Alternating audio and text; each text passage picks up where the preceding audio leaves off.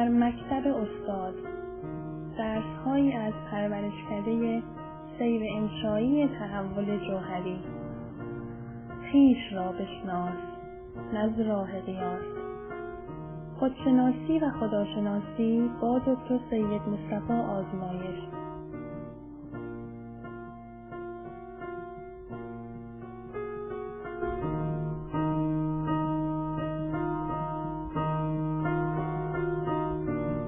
سلام و درود به یاران عزیزم با آرزوی توفیق و سلامتی شما. در گفتارهای پیشین این بحث رو کردیم که انسان از بدو پیدایشش در عالم خاکی بر این دغدغه همیشه استوار بوده که چطوری بتونه با احساس خوشبختی زندگی بکنه و رمز داشتن احساس خوشبختی ارتباطی به ثروت و قدرت و مکنت و دولت و حشمت و شهرت و از این قبیل امور نداره. اگرچه عده بسیاری در ابتدای کار تصورشون اینه که اگر مثلا یک ثروت افسانه‌ای داشته باشن و پولشون از پا رو بالا بره مسلماً آدم‌های خوشبختی هم خواهند بود. بعد در عمل ببینن که اینجوری نیست، بلکه دغدغه‌شون زیادتر شده. حال هر کدوم از این مطالب توسط حکما بررسی شده و مورد امعان نظر قرار گرفته و ما نمیخوایم الان به اونها بپردازیم. سلطان و فکر، لشکر و سودای، تاج و گنج، درویش و خواب و امن و سرای قلندری. یعنی انسان هر چقدر که بیشتر داشته باشه تشویش و اضطراب و دغدغه‌اش بیشتر میشه. این به این معنی نیست که انسان از نعمتهای خداوند استفاده نکنه، چون اون وقت اون میشه کفران نعمت. نه، حفظ اعتدال در هر امری واجبه.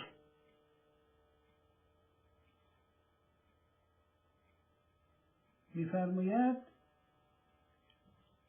عارفان جمع بکردند و پریشانی نیست. یعنی اون جمعیت خاطر که هرگز دچار باد یا طوفان پریشانی نمیشه اونه که مهمه.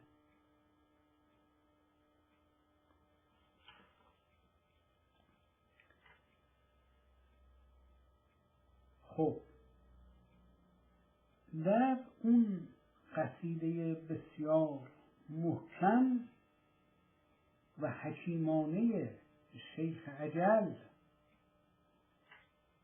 افصح المتکلمین سعدی شیرازی با مطلع ایها الناس جهان جای تناسانی نیست راجع به فراغت صحبت میکنه. فراغت، هر که را خیمه به صحرای فراغت زده اند، فراغت یعنی گویی سعادت یعنی خوشبختی لازم و ملزوم با فراغت خاطر. مهم اینه که انسان جمع بکنه، اما جمعیتی که دچار پریشانی نشه، جمعیتی که دغدغه آفرین نباشه، ایجاد اضطراب نکنه. آیا میشه؟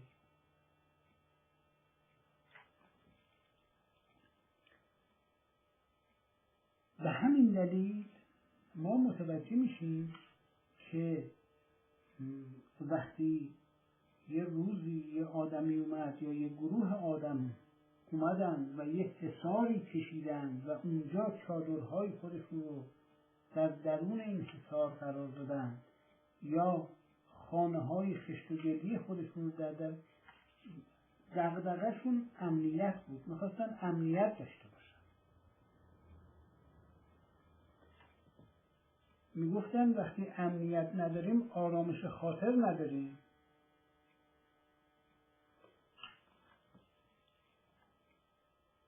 برای اینکه فراغت خاطر داشته باشیم باید اعتماد داشته باشیم. در وجود ما ایمان و اعتماد، اطمینان موج بزنه. حال چه چیزی میتونه اطمینان بخش باشه؟ چه چیزی میتونه آرامش بخش باشه؟ چه چیزی میتونه دغدغه های انسان رو به حد اقل برسونه؟ این معمایی بوده که همه به دنبالش بودن. ما در ابتدای این بحث حکایت سلیمان نبی علیه السلام رو مطرح کردیم. می‌فرماید که اون چیزی که مردم رو مجذوب احوال سلیمان نبی علیه السلام کرده قدرت و شکوه و عظمت سلطنت سلیمان نبوده، آرامش خاطر سلیمان بوده.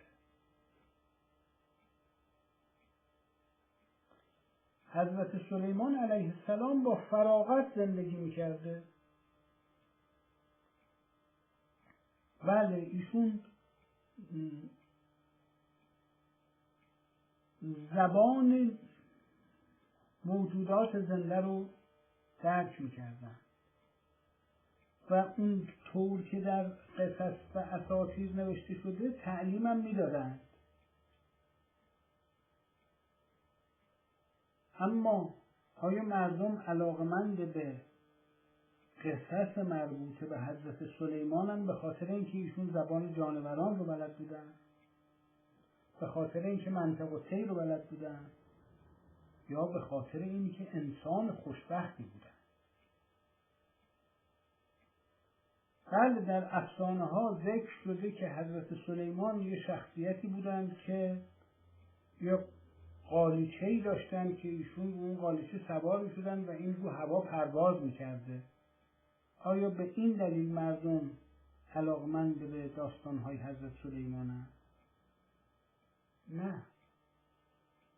نه به خاطر قالیچه پرنده ایشون، به خاطر احساس خوشبختی که ایشون در وجود خودشون داشتن و به خاطر اون دائم خداوند رو شکر می‌کردن.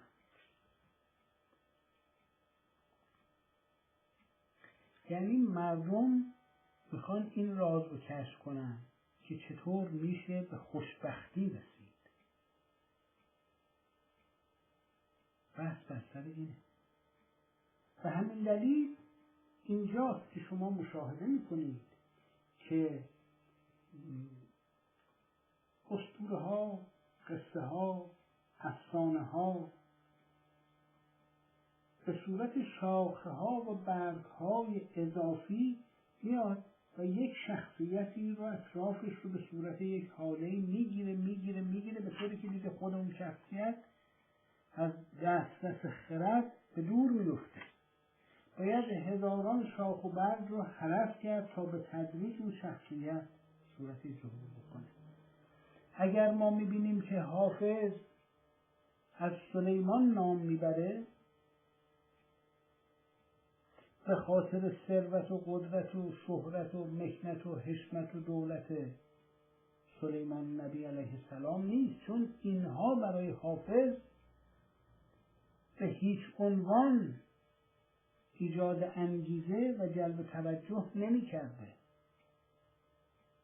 حافظ دنبال چی بوده؟ دنبال دست یافتن به کیمیای سعادت. بیاموزمت کیمیای سعادت. می‌خواسته به کیمیای سعادت دست پیدا کنه. به این دلیل به سلیمان تعلق خاطر پیدا میکنه. سلیمان نبی علیه السلام.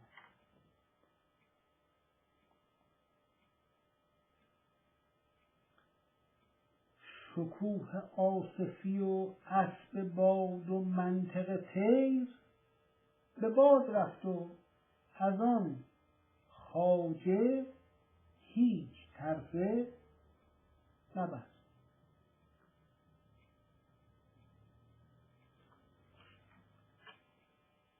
یا هیچ طرفه نجست. اینا همه به باد میره. شکوه آصفی و اسب باد و منطق طیر، اینها اون ویژگی هایی که برای حضرت سلیمان میشمرن که ایشون زبان مرغان رو میدونستن و مرغان تکلم میکردن، یا مرغان که با هم تکلم میکردن ایشون متوجه میشدن که اونا دارن چی میگن.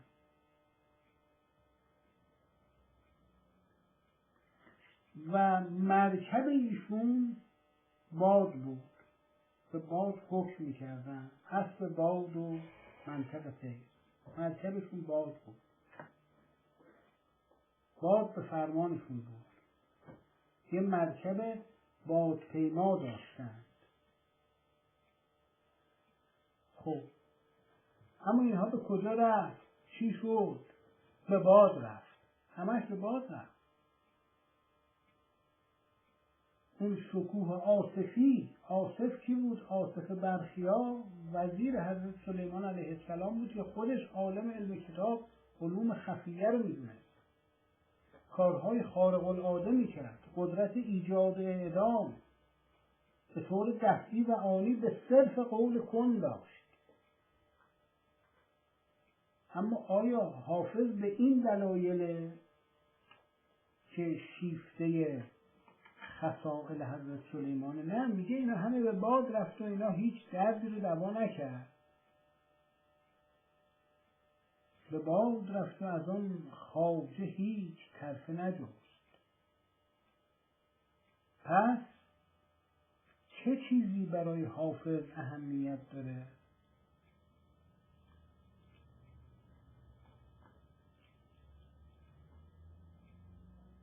من آن دیوانه بندم که دیوان را همی بندم، من دیوانه دیوان را سلیمانم به جان تو. مولانا می‌فرماید دیو اندوه، ایشون دفع دیو اندوه می‌کرده، دفع دیو حسد می‌کرده، دفع دیو چشم زخم می‌کرده. اینها رو دست فتنه‌شون رو می‌بسته و دور می‌کرده از سر دوستان خودش، از سر خودش. به این دلیل بوده که به حضرت سلیمان علاقه نشون میدن. اینی که مرغ با هم دیگه حرف بزنه و یه نفر زبان مرغ رو بدونه، این ظاهرا چه خاصیتی میتونه داشته باشه؟ اما یه نفر بگه چون نقش غمز دور ببینی شراب خواه، تجویز کرده ایم و مداوا مقرر است. حافظ می‌فرماید غم رو بتونه دور بکنه، اندوه رو بتونه دور بکنه، دیو اندوه رو بتونه به زمین بزنه و کمرش رو بشکنه، دیو افسردگی رو به زمین بزنه، از پا بندازه.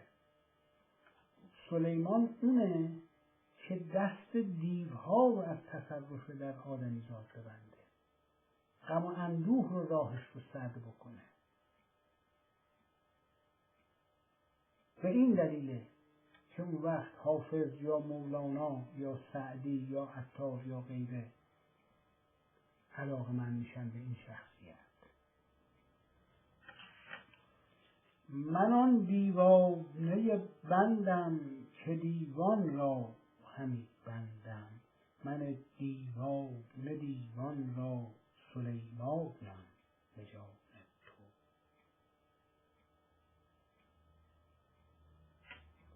اما چطور حضرت سلیمان دیوها رو میبسته و دست پلشتی اونها رو از سر دوستان خودش کوتاه میکرده؟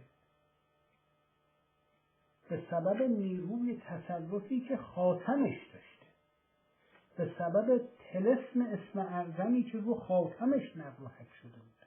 اما اون طلسم چی بوده؟ راز اون طلسم چی بوده؟ این چه چیزی بوده؟ این معماست، این رازه. این چیزی نیستش که شما در دبستان، دبیرستان، دانشگاه بتونید آموزش پیدا کنید نسبت بهش، کوچکترین اطلاعی پیدا کنید. نه،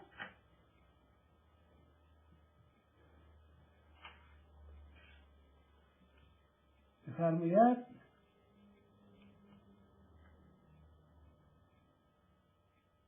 سر پیاله بپوشان که خرقه پوش آمد. سر پیاله بپوشان.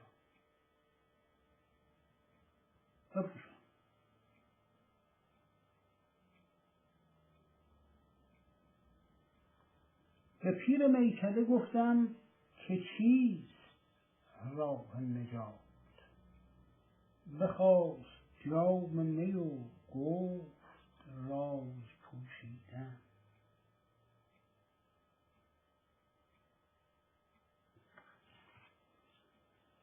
پس اینها اسراری بوده که اهل این اسرار زبان این اسرار رو فقط میدونستند. تا نگردی آشنا زین پرده رمزی نشنوی، گوش نامحرم نباشد جای پیغام سروش.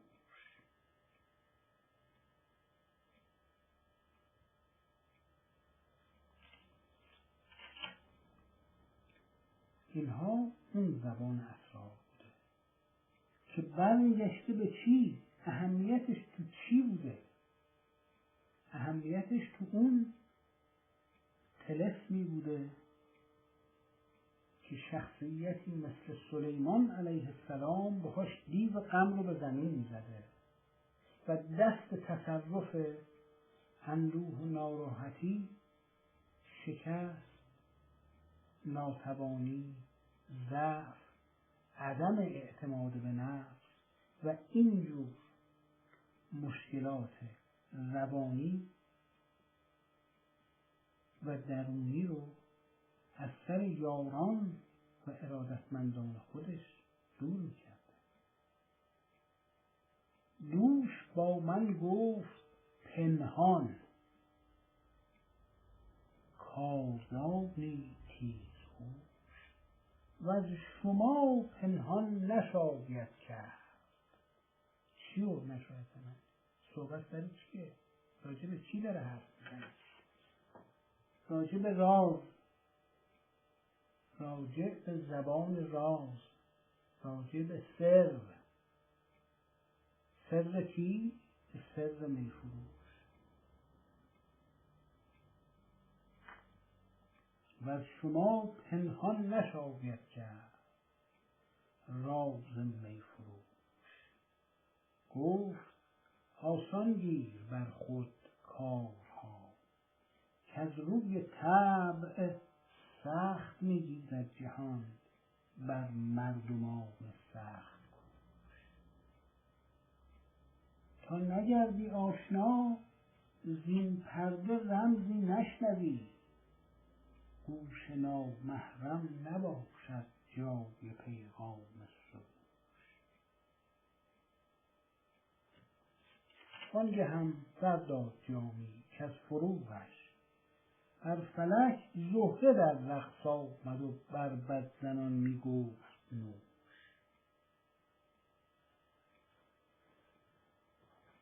اینجا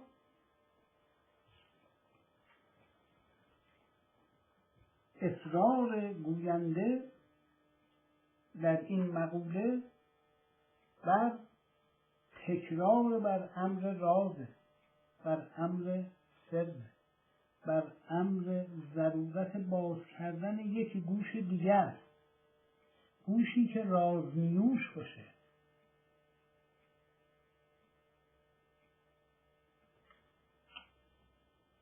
اون کسانی که صاحبان اون اسرار بودند و اونها رو دست به دست و سینه به سینه منتقل کردن میدونند که اهمیت خاتم سلیمانی چی بوده. اسم اعظم بکن از کار خود ای دل خوش دار، که به تلبیس و حیل دیو سلیمان نشود. ادامه صحبت رو دنبال میکنیم.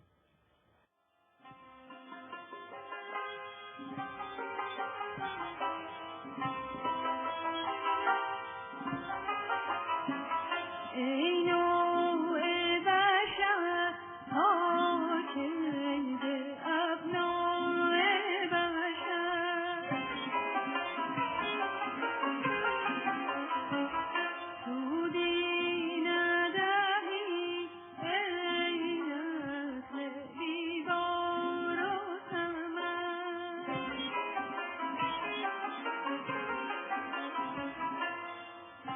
مگر ز فردا خبر نداری که جز به سر شور و شر نداری، چرا به جز حرص و آز و شهوت به سر هوای دگر نداری.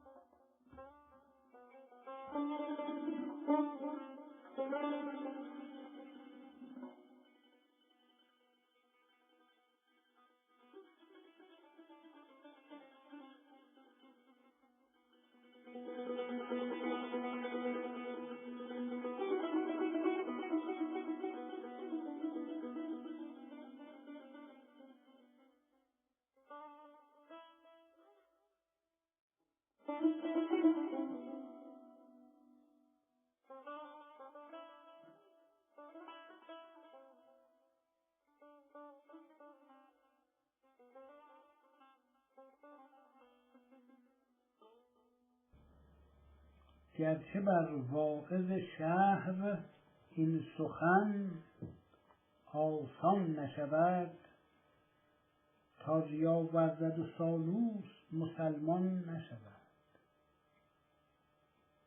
اسم اعظم بکند کار خود، ای دل خوش دار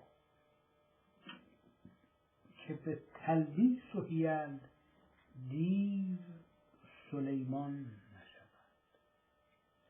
این داستان رو ما قبلا شرح دادیم، در قصص مربوط به متون کتب آسمانی نقل شده و در قرآن مجید تصریح شده که و ما کفر سلیمان، یعنی امر بر مردم در اون زمان مشتبه شد، به خاطر اینی که گفته شد که حضرت سلیمان اون اسراری رو که میدونستن اینها رو با دقت بسیار زیادی حفظ می‌فرمودن و اون جوری که گفته شده این اسرار رو دستور فرموده بودند که حفره‌ای حفر بکنن در زیر پایه تخت عظیمی که روش جلوس می‌فرمودن، در زیر زمین قرار داده بودند و تخت ایشون روی اون بود و روی اون تخت جلوس فرموده بودند. اینجا می‌فرماید که به تلبیس و حیل دیو یک صنفی از موجودات هست که نه انسانه و نه دده و نه دامه، یک صنف دیگه ای از موجودات که یک مفهوم خاص اخلاقی داره، یعنی به موجود بدکار و پلشت و بداندیش و بدعمل اطلاق میشه و یک مفهوم خاصی داره که به یک گروهی از موجودات اطلاق میشه که از آن دیگه در روی زمین نیستن. حالا این چیه؟ بحث دیگری رو اقتضا میکنه که ما رو بهش بپردازیم. اما در هر حال در قرآن مجید واژه دیو به کار نرفته، اما به جای این واژه از واژه و قال افریت من الجن انی آتیت کبها قبل ان تقوم من مقامک به کار رفته. افریت حال این چه جور موجودی بوده؟ این باز اما مسلماً از جنس آدم و نسل آدم و سایر جانوران یعنی حیوانات نبوده. حال این افریت که در واقع به تسخیر طلسم سلیمان در اومده بوده و ضمناً آگاهی داشته که اسراری رو که سلیمان نبی علیه السلام بهش وقوف داره در پای تخت ایشون در حفره‌ای نگهداری میشه، خیلی مایل بوده که به اون دسترسی پیدا بکنه و همین دلیل میاد یه طرح شیطانی رو در نظر میگیره و با یکی از خادمه‌های قصر حضرت سلیمان در واقع زمینه آشنایی فراهم میکنه که وظیفه اون شخص این بوده که هرگاه که حضرت سلیمان برای تجدید وضو تشریف می بردن، اون خاتم خودشون رو، انگشتر خودشون رو از انگشتشون بیرون می آوردن و به دست اون خادمه می سپردن و بعد از این که از کار خودشون فارغ می شدن و تجدید وضوشون انجام می دادن و تشریف می آوردن بیرون، اون خاتم رو می گرفتن و انگشتشون می کردن و می رفتن روی تخت خودشون جلوس می کردن و دستورات خودشون صادر می کردن. و اون افریت، اون دیو با این خادمه یک مناسبت آشنایی فراهم میکنه و اون رو با شیطنت فریب میده و وادارش میکنه که قبول کنه که وقتی حضرت سلیمان تشریف میبرن و برای تجدید وضو و انگشترشون رو میدن به اون خادمه بیاره بدش به این افریت و اینم همین کار میکنه و بعد افریت اون طلسم رو به انگشت خودش میکنه و میاد به دیگران نشون میده، همه اطاعت میکنه، این دست هر کی بوده اطاعت میکنه و میاد و روی تخت خودش میشینه و روی تخت حضرت سلیمان میشینه و دعوی سلیمانی میکنه به تلبیس و حیل، یعنی از روی حقه بازی با حیله هایی که پشت هم چیده بوده میاد جای سلیمان رو میگیره. در واقع تلبیس یعنی حقه بازی و حیل هم جمع حیله است، یعنی تمام اون طرح‌های محیلانه‌ای که ریخته بوده که به اینجا برسه. اما آصف برخیا که وزیر حکیم حضرت سلیمان بود و خودش واقف به اسرار علم کتاب بود، اسراری که زیر پای این تخت دفن بود، به راز حقه بازی این شخص پی برد و به همین دلیل به جستجوی سلیمان برآمد و عرصه رو بر این شخص تنگ کرد که نتونه جای سلیمان رو بگیره برای همیشه. همون اسم اعظمی که روی انگشتر از حضرت سلیمان بود که این افریت به دست کرده بود، برای اون افریت آثار منفی رو بار آورد و ما یزید الظالمین الا خسارا. دلیلش اینه که یک چیزی که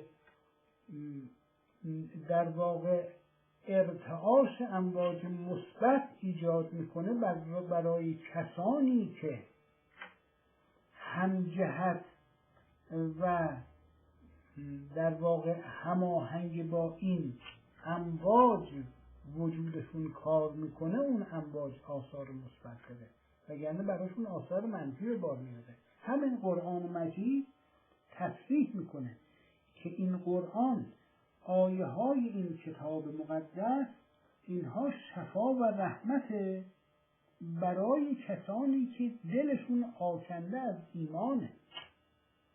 برعکس برای کسانی که کفر و کفران نعمت بهشون غلبه داره، قرآن منشأ خسرانه. این حکایت همون دباغیه که در بازار اسب‌فروشان گذشت که مولانا تعریف میکنه. یه شخصی اومد از وسط بازار اسب‌فروشان گذشت، یهو افتاد و هوش از سرش پرید و از حال رفت. هرچی اطباء اومدن، دکترها اومدن، هر کاری کردن، هرچی قنداب آوردن براش، نبات داغ آوردن، اثر نکرد. یکی از دوستانش از اونجا رد میشد، دیدش که این افتاده، فوری رفت و یه چیزی گندیده‌ای رو آورد گرفت زیر دماغش، این فوری به هوش اومد، بلند شد. یعنی در واقع این چون عادت کرده بود مشامش با بوی بد، بوی خوب اثر منفی می‌داشت روش. چون مشامش عادت به بوی بد کرده بود، نسبت به خوبی آلرژی پیدا کرده بود. نسبت به بوی لاله و گل و عطر و گیاه و انواع و اقسام عطرها ایشون حالش به هم می‌خورد، از حال میره. این همون ماجرای امواج نامرئی، امواج خفیه که دیده نمیشه و اثر میذاره و روی سیستم بدن موجود زنده اثر میذاره. اون خاتم سلیمانی در انگشت حضرت سلیمان آثار نیک به بار می آورد، هم برای حضرت سلیمان هم برای ارادتمندان ایشون. اما وقتی افریت اون رو به دست کرد، هم برای همه آثار سوء به بار آورد، هم برای خود اون افریت دید نه این به دردش نمیخوره. گر انگشت سلیمانی نباشد چه خاصیت دهد نقش نگینی. اون اسم اعظم کار خودش رو کرد و این افریت دیو ناچار شد اون از انگشتش به در بیاره و به دور بندازه وسط دریا، تا این که نهایتاً یه ماهی اون رو بلعید و توسط یک ماهیگیری که حضرت سلیمان در ایام آوارگی و دربدری رفته بود اونجا کار میکرد، این صید شد و بعد حضرت سلیمان که شکم ماهی رو باز کردن که تمیز کنن برای غذا آمادش کنن، خاتم خودشون رو پیدا کردن، به دستشون کردن، برگشتن و دوباره زمام امور رو به دست گرفتن. اما در اون چند روزی که این افریت به جای سلیمان به تخت نشست و همه ازش اطاعت میکردن، دستور داد که این تخت رو کنار بزنن و اون زیر پایه اون حفره‌ای رو که بود باز بکنن و این اصناف رو و اسرار رو بیرون بیاره. اما خب چون اونها با فرمول‌های خاصی نوشته شده بود که در بحث‌های پیشین راجع بهش گفتگو کردن، کسی سررشته‌ای از اون زبان نداشت مگر کسانی که سلیمان به اونها بود. این هرچی تلاش کرد، زحمت کشید که به راز این طلسم‌ها رو کشف بکنه، موفق نشد. دید اینا به دردش نمیخوره. اون اسم اعظم هم که براش فایده‌ای نداره جز خسران، چیزی به بار نمیاره. دچار صداع و سردرد شدید شده، اذیت میشه، فلان میشه. پس چیکار کرد؟ اومد و اون چیزهایی رو که خودش میدونست، یعنی در واقع تمامی اون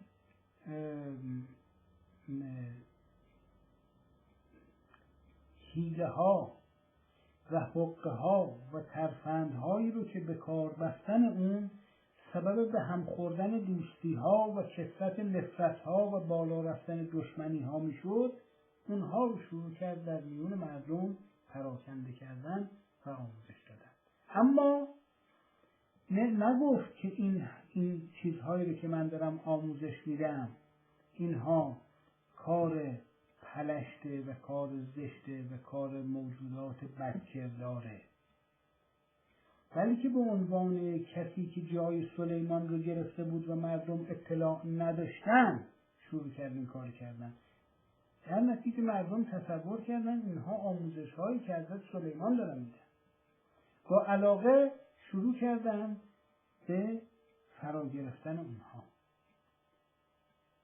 و به این ترتیب بسیاری از چیزهای نادرست اون موقع پخش شد در میون مردم به نام حضرت سلیمان، تا اینکه قرآن مجید اومد تصریح فرمود خداوند در قرآن مجید که اینها به سلیمان ارتباط نداره. در زمان ایشون اتفاق افتاد اما به سلیمان ارتباط نداشت. ایشون نبودن که اینها رو آموزش دادن.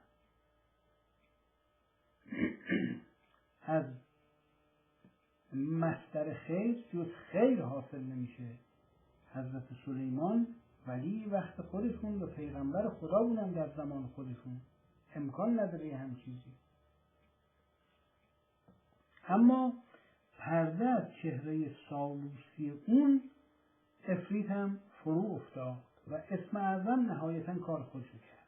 حال ما به اینجا میرسیم که اون رمز و راز اون اسم اعظمی که روی خاتم سلیمانی نقش شده بود مستقل عمل میکرد. ببینید، یعنی وقتی دیو اون رو به دستش کرد آثار سوء برای اون به بار آورد.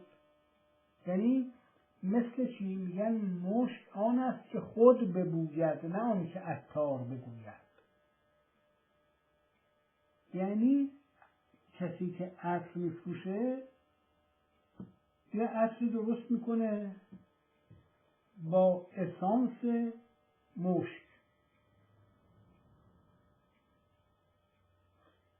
یه عطر دیگه با یک اسانس دیگه، گلاب، انواع و اقسام اسانس های معطر رو به کار میگیرن و باهاش عطر درست میکنن. اینا هر کدوم توی یه شیشه تو قفسه عطاری هستن، تو قفسه عطر فروش هستن. اون احتیاجی نداره که راجع به اینا صحبت بکنه.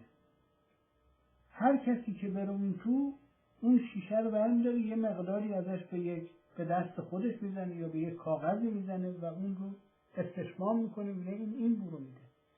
این قائم به ذات خودشه، خودش عمل میکنه، این بو متعلق به خودشه. اون کسی که فروشگاه عطر فروشی رو میگردونه کارش این نیست که توضیح راجع به این بده که این عطر چه بویی داره. اون کارش میگه اونجا مغازه رو درشو باز کنه، درشو ببنده، از کار خودش رو میکنه. حال اون اسم، اون نام، اون چیزی که روی اون انگشتر و روی اون نگین حک شده، اون خودش مستقل کار میکنه. در نتیجه در انگشت حضرت سلیمان منشأ خیر و برکته و در انگشت افریت آثار عکس به بار میاره، سبب خسران و زیانکاری میشه برای این، چون خودش فاعله. شما در نظر بگیرین یک دونه باتری الکتریکی رو، این شما وقتی دو تا سیم بهش بزنید یه دونه چراغش خودش روشن میشه، احتیاجی نیست شما کار خاصی بکنید، فندک نباید بزنید که روشن بشه، آتیش نباید زیرش روشن کنید که روشن بشه، این خود به خود کار میکنه. خاصیت این پیل اینه، خاصیت این باتری اینه. حال این اسم خاصیتش اینه که یک همچنین اکسیریه که این آثار اعجاب آور رو به وجود میاره. به این دلیله که راز خاتم سلیمانی از ابتدای امر، از ابتدا همیشه مسمح نظر جستجوگران و مشتاقان بوده، چون می‌دیدند که در زمان حضرت سلیمان علیه السلام ارادتمندان ایشون غرق نعمتهای خداوند بودند، با فراغت خاطر زندگی می‌کردند، اعتماد به نفس داشتند، شادمان بودند، سعادت رو تجربه می‌کردند، خوشبختی داشتند.